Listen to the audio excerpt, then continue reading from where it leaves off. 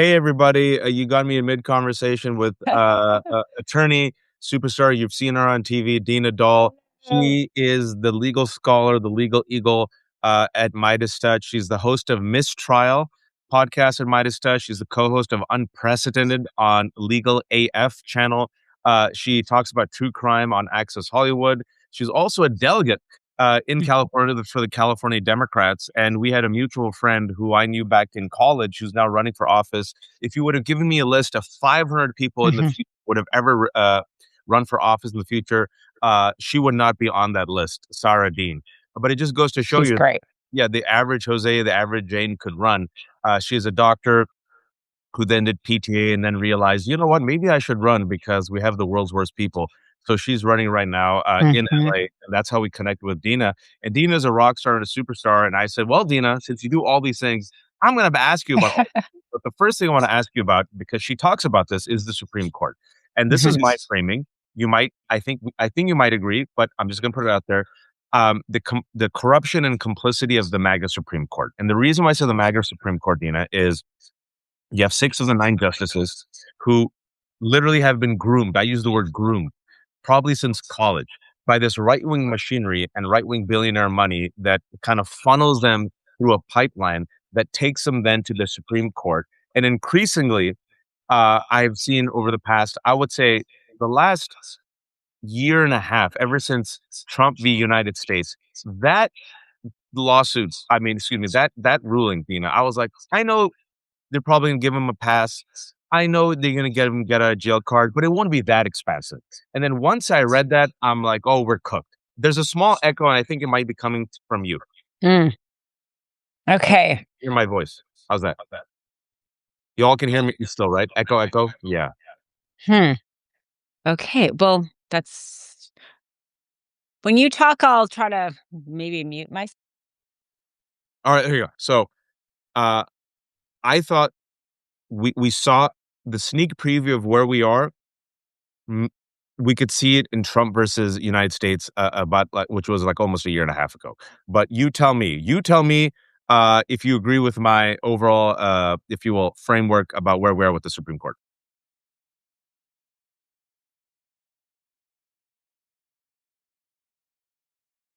Work. Did that unwork? Now I can hear you. Can you hear me? Okay, maybe unmute is getting definitely let people know if the echo is good. I will try to see what I can do. Maybe I'll run and get headphones while you're talking one time. So yes, I 1,000% agree with you. I mean, really, the seat was stolen. We can go back to that. The Merrick Garland seat, he would have been much better off as a Supreme Court justice than an attorney general. And right? And we haven't quite talked about how to fix that problem, but I think it's a difficult problem to fix because the problem isn't inherently the Supreme Court. The problem is, how do you remedy when somebody cheats? Because that's what happened. He cheated. And so these fundamental changes of increasing the court, that doesn't actually address how does somebody cheat. Really, we should probably impeach the justice that was wrongly appointed, Kavanaugh, because of that fraud, really, that McConnell did. Anyway, let's set that aside. So, yeah, we've got some big cases coming up too in the Supreme Court. I don't know if your audience is following it all, but they talked about mail-in ballots on Monday. Oh, I was gonna get there. Yeah, okay. And then Tuesday, the asylum laws being changed in terms of the whether or not you're at the border or not at the border. And then, of course, we have birthright citizenship coming up next week. And this Supreme Court, here's the situation. The Supreme Court has we have had times when we have had awful Supreme Courts. I mean, Dred Scott, the Supreme Court literally upheld slavery. So we did not the Republicans, to your point about buying the seats, ever since really Roe was passed, the Heritage Foundation made it its mission to change the Supreme Court and funneled all this money and had all these judges, and frankly, not just for the Supreme Court, for the federal courts as well, in order to reshape the judiciary. We are playing catch up. We are just starting to realize the importance of the Supreme Court. When Ruth Bader Ginsburg passed away a month before Trump was elected, and the Republicans went to put in a seat despite the fact that McConnell didn't do the same when it was about 8 months prior. I wanted people to take to the streets because I was, as a lawyer, so invested in the Supreme Court. I felt like that was as bad as any other presidential action. But we heard crickets because, for the most part, people aren't so invested in the Supreme Court. So we're just waking up to that now, I think, as a constituency, and we are far behind in terms of planning. But the Supreme Court, you really have to look at it as a long game. That was 40 years in the making. This current Supreme Court was 40 years in the making from the Republican Party. We have to get our act together and do something similar and realize that it is a long game, unlike the House, that's just every 2 years. The Senate, we're used to things turning over. We have to be willing to invest the time and the resources to take it back. Yeah, I'm so glad you mentioned that. We've talked about it on the show before. That's a 45-year plan that they had. It was Roe v. Wade. And I use the word grooming on purpose. They're like, this is going to be a 4-decade process. We're going to take over the courts. We realize our Christian nationalism or dominionism is not popular. So instead of legislation, because we probably won't get the House and Senate, we'll just legislate through the bench, and we'll undo the civil rights movement through the bench, right? And then who would you say right now of the 9 are the most dangerous extremists? I have Mhm. a list, but you're the expert. I mean, honestly, Justice Thomas and Justice Alito are the most extreme. They're also the oldest. So you could argue that perhaps cuts away to your dangerous part because their terms will end fairly soon. So then you could perhaps look at Kavanaugh. Kavanaugh came on the court. The first year he was on the court, he laid low. He voted with the majority every single time. He now, just with the tariff decision, was in the dissent, which was shocking. The Heritage Foundation is very much against our civil rights, but they are very pro-business. And it was not a shock to me that the Supreme Court ruled against Trump, although they love the executive unitary theory because they're so pro-business and the tariffs are so bad for business. So for Kavanaugh, who's very pro-business, to have given Trump that amount of, or wanted to give Trump that amount of latitude, shows, I thought, a new level of his extremism. I would predict he will be the next Clarence Thomas, and he's much younger. And for those who don't know, when the court, I've noticed that the court, the few times they've put a check on Donald Trump, exactly what you said, they're very pro-business. The color green still trumps the color white. They Mhm. put a check on him when it comes to removing Lisa Cook from the Federal Reserve Board. They're like, don't mess with the Federal Reserve. And then they put a check on him recently when it came to his stupid tariffs. But what Dina's talking about is, that's why Donald Trump's been ranting and raving. You guys are ungrateful. They're not loyal to me. Look at this terrible Supreme Court. I went into the tariffs. But the one person who did this lengthy dissent, in which pretty much gave an outline to Donald Trump on how he can avoid the tariffs, was Brett Kavanaugh. Mhm. Interesting. And then the other really kind of controversial ruling of Brett Kavanaugh was when he essentially gave the green light during the summer for ICE to Yeah. racially profile brown people and pick up people, right? So no race. Race can be considered when it comes to, I don't know, DI, hiring, college. No, no, no.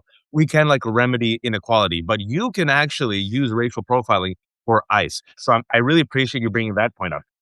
What is it about Ginny Thomas and Samuel Alito's wife? Because not just Thomas and Alito, but also the coupling, which I think something Mhm. Ginny Thomas literally uh, texted Mark Meadows and supported him during the January 6th insurrection. And Samuel Alito's wife flew 2 flags, Dina, not 1, but 2 during the January 6th insurrection. Oh, yeah, that's amazing. And Clarence Thomas did not recuse himself from that case when it went in front of the Supreme Court. Trump did get a case in front of the Supreme Court about the 2020 election. They just declined to take it. They did not agree with his theory. But the fact that he didn't recuse himself in that case, the money, oh my gosh, the money between Clarence Thomas and Jenny Thomas, the ties they have to the Heritage Foundation, to Leo Leonard. It's the conflicts of interest are insane. If this was a typical federal judge, he would be impeached at this point because they actually have standards and ethics. Yeah, and as you know, I know your audience knows too. They're so well aware the Supreme Court doesn't have it. Yeah, no, there's corruption on a scale that should not exist in a democracy. My voice is echoing, Dina. Is it again still? Okay. You might have to try headphones. Okay. Well, how about now? Hold on. Now it's pretty good, right, guys? I don't hear the echo anymore. Maybe because you're probably on mute. uh, I don't think I oh am no, actually. we got it Yeah. fixed. We got it fixed. Okay. Wonderful. Okay. So we're talking about the Supreme Court. We're talking about a 40-year plan, we're just doing top level stuff, right? Because what's Mhm. common to Dina and me might not be common to everyone else. We're looking at. Let's take it to Trump versus United States a year and a half ago. When you Okay. read that, were you Mhm. like, "All right, we're cooked"? Well, you know what? Honestly, I listened to the oral argument and I knew that's where they were gonna go. Because weirdly, even the Biden no, not Biden. It was whoever was arguing for Jack Smith. It wasn't actually Jack Smith that was arguing for the Supreme Court, conceded that there would be immunity for the Article 2 powers in that oral argument. So I wasn't surprised about where it went. To me, the Supreme Court is not the one that gave Trump the pass. It Mm, was the fact that it came too close to the election because Jack Smith did revise his indictment. It didn't make the case go away. Whether or not, really, the question was, is it Article 2 powers, do they become unquestionable? I think the reason, frankly, why they gave that to the president is because they wanted that for themselves. They were mm. getting Congress was starting to issue subpoenas to Chief Justice Roberts, was asking them to come. They didn't want to answer to Congress.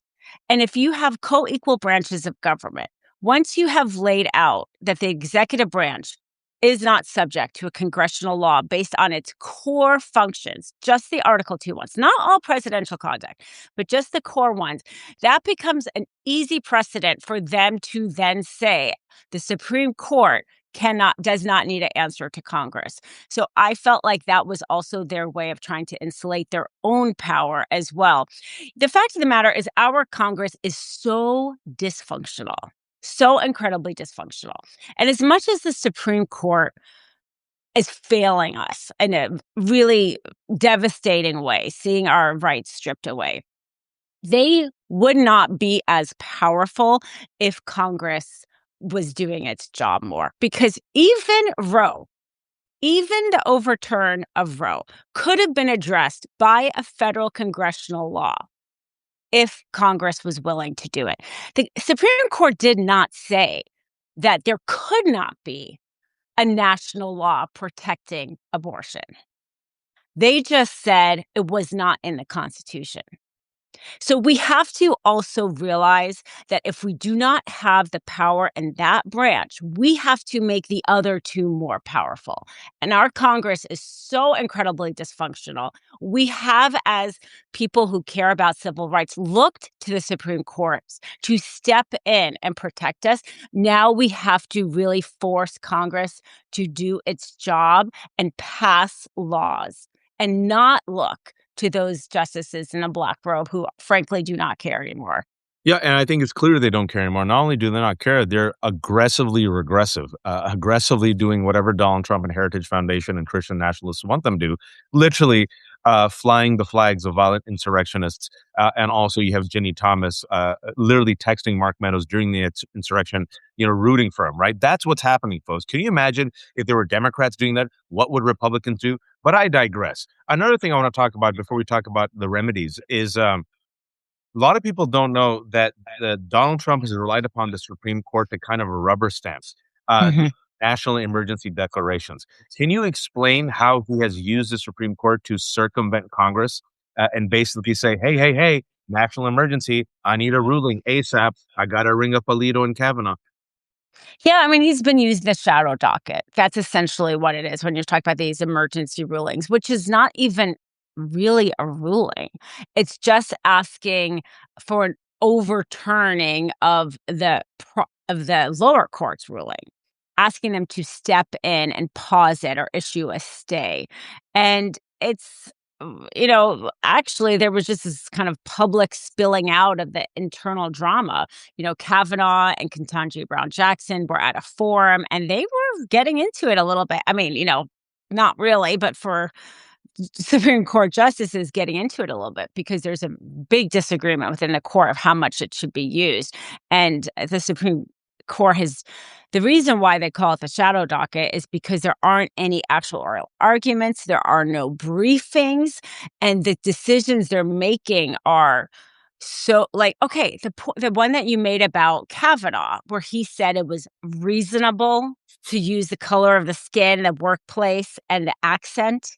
I mean, honestly, the things Kavanaugh says, during the oral argument for Dobbs, he's like, "Well, what's wrong with leaving it to the states?" Like spoken like a man who has never had his rights in jeopardy.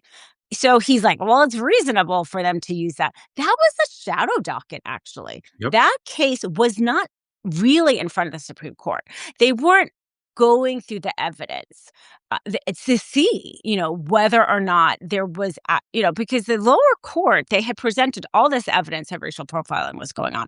The Supreme Court wasn't questioning the lawyers, briefing to see what it was happening. It was just a pause of that lower court ruling, allowing an approach of profiling. Technically, they didn't need to say anything because the shadow docket is not a ruling. But Kavanaugh gave a little bit of an explanation, was just like an awful explanation.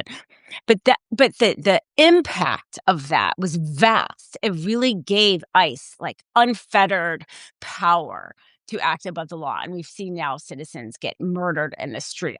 I think in a direct result of him just allowing them to go rampant. And that didn't even get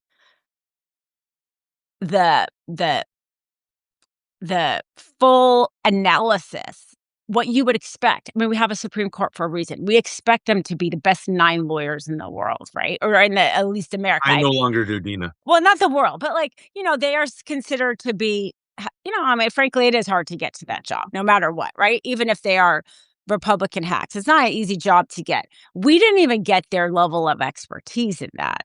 It was such bad law that it wasn't even law that was created because it was just a pause, but the effect was devastating. And through the shadow docket, folks, I think it was Sotomayor who said, and she really kind of flamed her own colleagues, that Donald Trump has, what is it, speed dial? He has his Supreme Court on speed dial, and he just is able to bypass Congress and say, hey, I need you to just give me a green light to do this potentially very illegal, devastating thing to the United States of America. And the Supreme Court is like, go for it, except when you touch our money. Don't Yeah. touch, don't touch the Federal Reserve.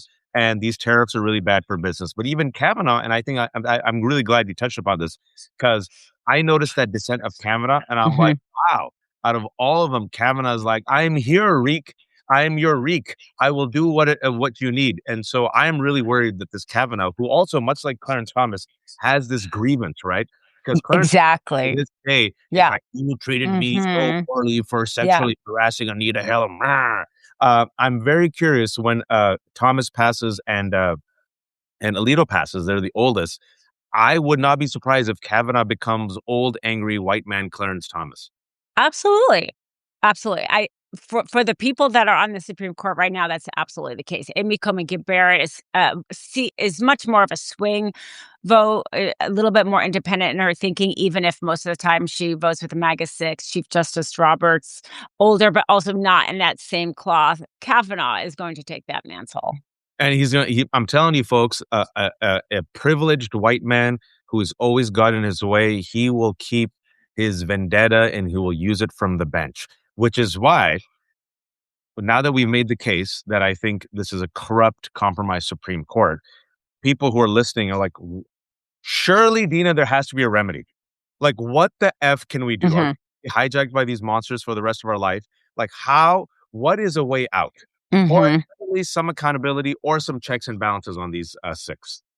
Well, the 2 cases this week, a case about the mail-in ballots, it was actually Mississippi, the Mississippi state law allowed the counting of mail-in ballots after election day, which is very typical. About 22 states, I think, have that. And then the second, Tuesday, was about asylum. this law has been suspended, but it is a metering law, which didn't even if you got all the way to the United States border, you traversed hundreds, of, if not thousands of miles in horrific conditions. You got all the way to the border. It was closed. You presented yourself to a border official. That was considered, they argued to the Supreme Court that is not presenting yourself to the United States because your foot is still in Mexico. The Ninth Circuit ruled, hey, if you've closed and locked that door, but you're presenting yourself to a border official, that's enough. That case on Tuesday, both of those two cases have to do with federal law, not the Constitution. So the Supreme Court could rule against our democratic interests in both of those cases. They They will. could they could say the state law doesn't allow mail-in ballot counting after election day. They could say the asylum, but we don't have to change the Constitution for those things. The Congress could act, and so that is the answer in the present. The present answer is our Congress. We need to vote in people and get enough power to protect our civil rights through congressional action. Okay, so Congress, all right. You go, you pass laws to protect basically the United States from the Supreme Court. That's one way. At the same time, though, what I've seen with the Supreme Court is they're dominionist. I'm going to use this word. Many of them are these types of Christian nationalists. I've seen them basically bend over like pretzels and do Cirque du Soleil gymnastics with the law. Originalism is just basically vibes. So I don't have faith in them. I believe they're going to find any weird way to rationalize what basically they want and to get to their outcome. How do we hold the nine justices accountable? How do we put the Mhm. fear of God in them, Dina? Well, this is the tricky situation because we do have a co-equal branch of government, and they decide for themselves whether or not they are going to have a code of ethics or not. Public pressure, actually, Kavanaugh admits that he listens to podcasts. I don't know if you've ever heard that, No. Waj. Yeah. So who knows? Maybe he's listening.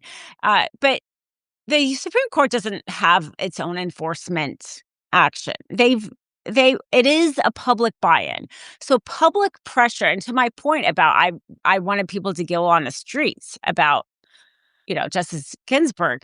If people actually held up signs about the Supreme Court and held marches about the Supreme Court, I do believe you would influence.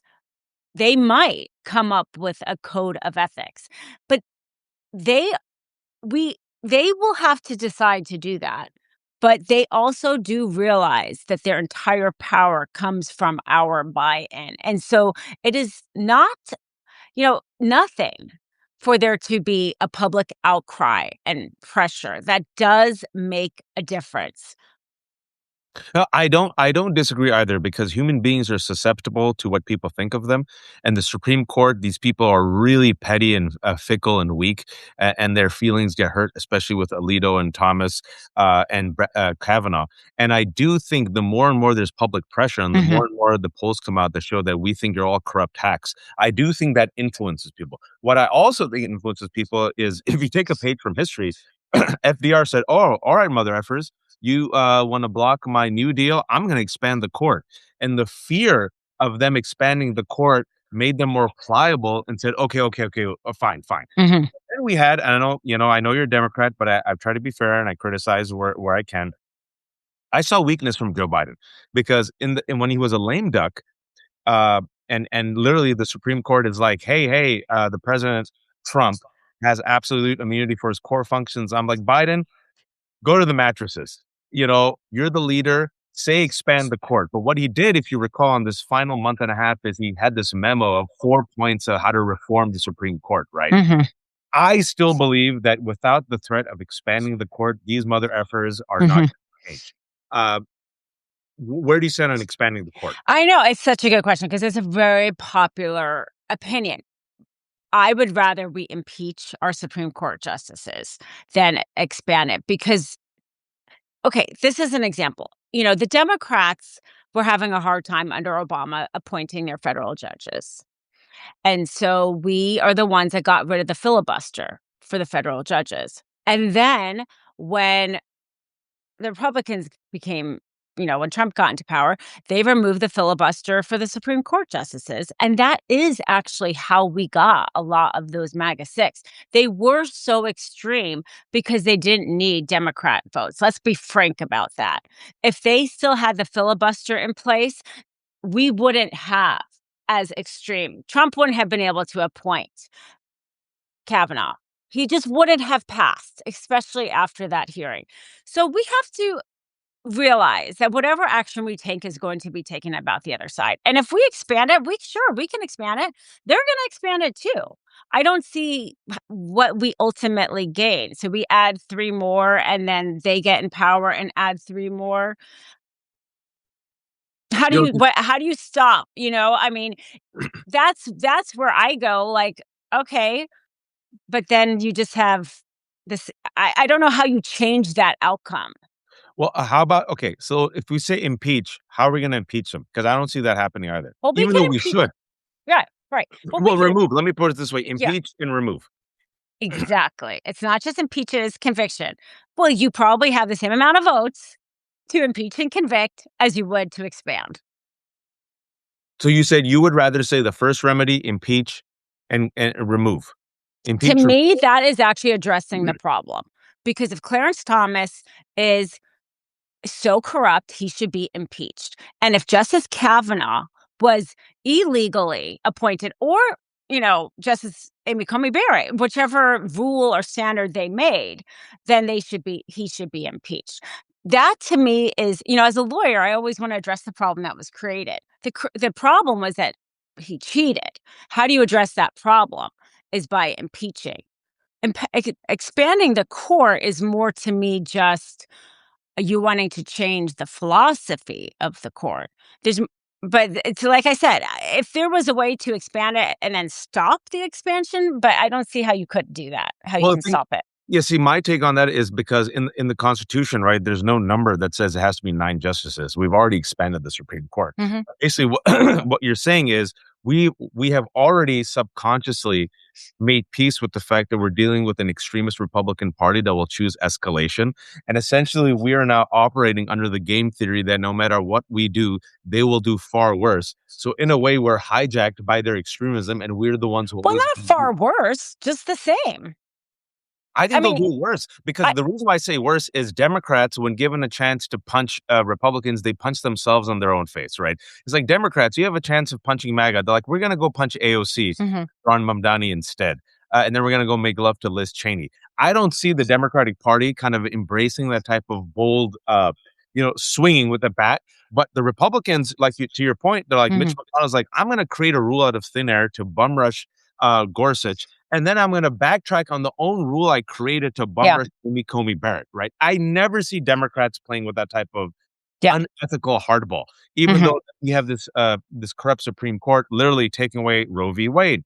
Maybe they might go after marriage equality. I think they're going to screw us on balloting, essentially giving Donald Trump a get out of jail free pass. You have the spouses. Can you imagine if the spouses of these somewhat liberal judges were participating in a violent insurrection? Dina, what would Republicans do? No, I know. And I'm not saying that I don't think that us not expanding it is because I hate it when Democrats seem to like not do the thing because they're worried about the reaction. It's more of just, is it, I don't see how you stop expanding the court. And somebody said on here in the chat, we'll just have 50 or 100. The way the Supreme Court functions, it doesn't work to have 50 or 100. Somebody else said we should have a justice for each district. Each justice actually does oversee the circuits. They are assigned to the different circuits. I mean, I do think, speaking about, Democrats kind of reining themselves in, Obama should have appointed Merrick Garland anyway.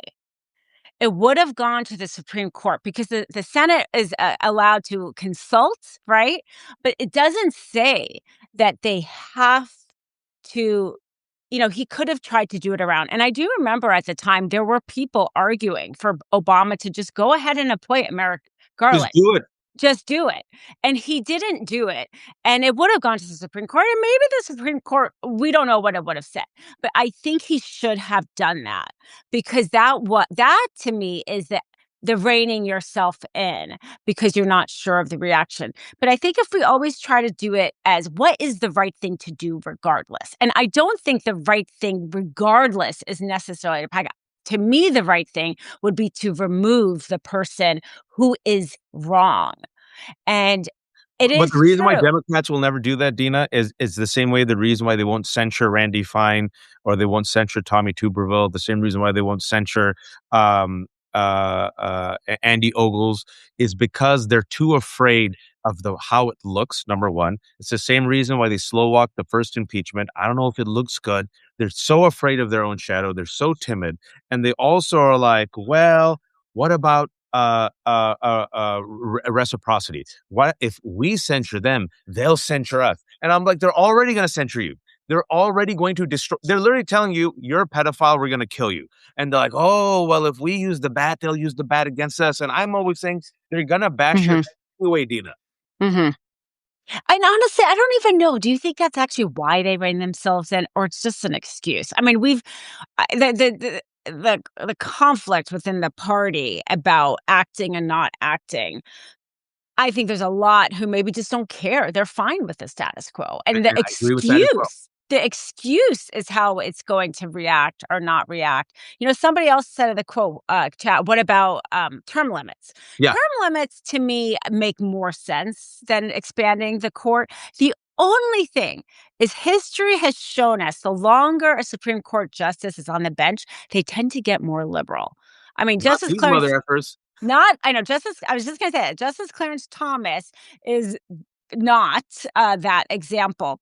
So that's my only, a hesitation with that, but otherwise, term limits make more sense. We have term limits in every other well, we don't. Federal judges don't have term limits either, so it would be creating a little bit of a unique thing among judges, but if you saw them more as our elected officials, that could make Dina, sense. what would put the fear of God in them? In the sense that we're going to play a game of chicken and we're going to threaten you and we're going to get a public consensus behind this and we might not do it, but if you really push us, we're going to do it. And so if you had to start with term limits, expanding Mhm, court or impeachment to really, because I do agree with you. I think the reason why they have been so bold is they realize there's going to be no accountability. mhm, I know that Justice Roberts is deeply concerned about the reputation of the court. He mhm, all the time. And whenever some mainstream personality or elected official mocks and ridicules the court, that's why Alito got so pissed off when Obama, if you remember during the State of the Union, he looked at him and said, "You lie." They're very thin-skinned. mhm. Never, ever, ever had this type of Yeah. pressure applied to them, and I do think that will, in a way, restrain them. So if you had to be like, okay, let me calculate what weapon do I use first, or forget first, what weapon do I lead with that can immediately at least put some fear of God in them and make them a little bit restrained? What would you do? The impeachment. For the same reason why we impeached Trump twice, even though we didn't think we could convict him, because the case against them is heard, televised. The American people right now, people who listen to you understand the Supreme Court. The everyday American really doesn't know anything about the corruption of what Nope. Clarence Thomas did. So it amplifies it in a way. It forces them to be confronted, frankly, in a way they have never been. It brings them down to an everyday, person or government official and not this person in a robe who's untouchable. Do you know that before the pandemic, you couldn't even hear the oral arguments?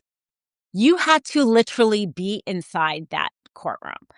That is how kind of untouchable they are. The fact that they don't even video stream their oral arguments is disturbing, right? You have federal The lack courts of are transparency. yeah, lack of transparency and this idea that like we're these serious people and so you can't see us. It's like our public systems are public. Our court systems are public. We should be able to see you. We shouldn't just have to like listen to you and then guess who's talking, and all that they sound similar or not similar. So to take that person who doesn't even feel like they can be video streamed and put their facts and story in front of the American people and Congress, I mean, that I think would be lighting a fire. Right, and that's so I mean, it's just so maddening, Dina. For those who don't know, I'm talking to Dina Dahl. She is an attorney. You've seen her on Access Hollywood talking about true crime, but you've also heard her on the Mistrial podcast on the Midas Touch. She also is the co-host of Unprecedented and the at the Legal AF channel, and we're talking about the Supreme Court. And I appreciate you going step by Mhm. step with me because what might be common to you and me, I don't think is common to most people. I don't think they even realize how it works. And that lack of transparency that the Supreme Court has enjoyed has allowed them, I think, to flex with a type of accountability where 9 justices who have lifetime appointments and no fear really of they Yeah. don't run for re-election, they don't ever have to fear being impeached. They don't have to ever fear like scrutiny. They rarely give interviews or public interviews, right? They just sit there at the co-equal branch of government and are kind of chiseling away at the 50, 60 years of the civil rights movement bit by bit by bit by bit. And so when people say, well, do elections matter? Nerds like you and me say the Supreme Court. And they're like, what does that mean? That doesn't help me with the price of my eggs. Mhm. We're like, Right. the Supreme Yeah. Court. The president can choose the justice. I do have to ask you about this. Uh, Mhm.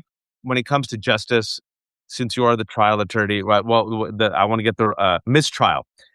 The appointment of Merrick Garland as Attorney General and the tenure of Merrick Garland as Attorney General, and the slow walking, I would say, of the investigations.